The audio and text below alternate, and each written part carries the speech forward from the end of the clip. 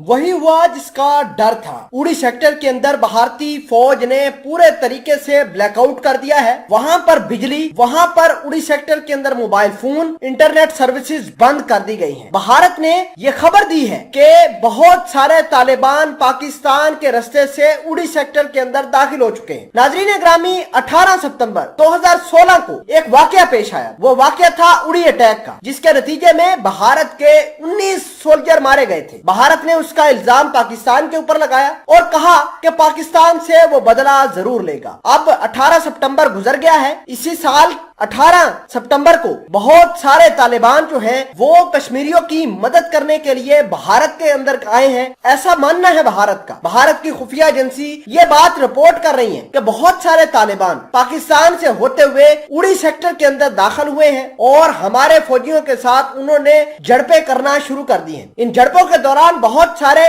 भारतीय सोल्जर जख्मी भी हुए हैं। भारत लगातार रोना रो रहा है कि ये जो इनफिल्ट्रेशन हो रही है ये पाकिस्तान करवा रहा है, ये तालिबान खुद आकर कर रहे हैं। और भारत ने यह भी थ्रेट दिया है कि हम पाकिस्तान के ऊपर ठीक सर्जिकल स्ट्राइक करेंगे, वैसे ही जैसे पहले की थी। आप खुद अंदाजा लगाइए कि भारत किस तरह की गलत मेंटालिटी रखता है। अगर रही बात सर्जिकल स्ट्राइक की, तो पूरी दुनिया ने देखा कि हमने भारतीय पायलटों का क्या नशर किया है। आपको यह भी बता दें कि भारत पाकिस्तान के सामने टिक नहीं सकता और भारत बात करता है पाकिस्तान के ऊपर सर्जिकल स्ट्राइक्स की। मामला क्या है, तमाम तर चीजें आज की इस वीडियो में ग्राउंड रियलिटीज आपको बताई जाएंगी। छोटी सी गुजारिश है कि आप हमारा यूट्यूब चैनल हसनात टीवी को सब्सक्राइब करके पास मौजूद घंटी के निशान को दबा लें ताकि लेटेस्ट न्यूज आप तक बर वक्त पहुंचती रहे। सामने कदर बात यह है कि अफगानिस्तान के तालिबानों ने एक बात करी थी कि हम कश्मीर की आवाज उठाएंगे। अब कश्मीर के अंदर जो कुछ भी हो रहा है, जो भी फ्रीडम फाइटर सामने निकल कर आ रहे हैं, ये उनकी मेंटालिटी है। वो फ्रीडम चाहते हैं और भारत उनको सप्रेस करने की बात करता है। जब फ्रीडम फाइटर बाहर निकल कर आते हैं, भारत उनको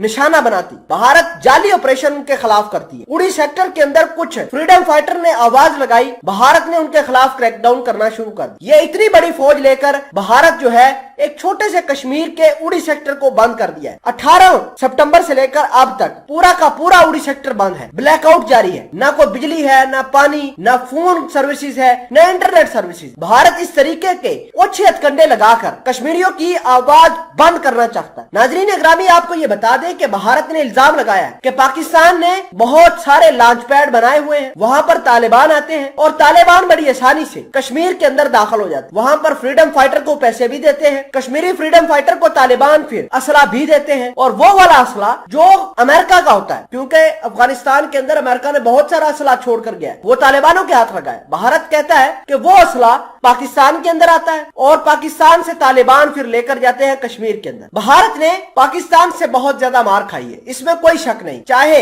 इनके पायलटों ने खाई हो। और अब ये बात करते हैं कि हम पाकिस्तान के ऊपर सर्जिकल स्ट्राइक करेंगे। अगर पाकिस्तान ये काम करने से बाज नहीं आया तो पाकिस्तान के खिलाफ भारत कुछ नहीं कर सकता।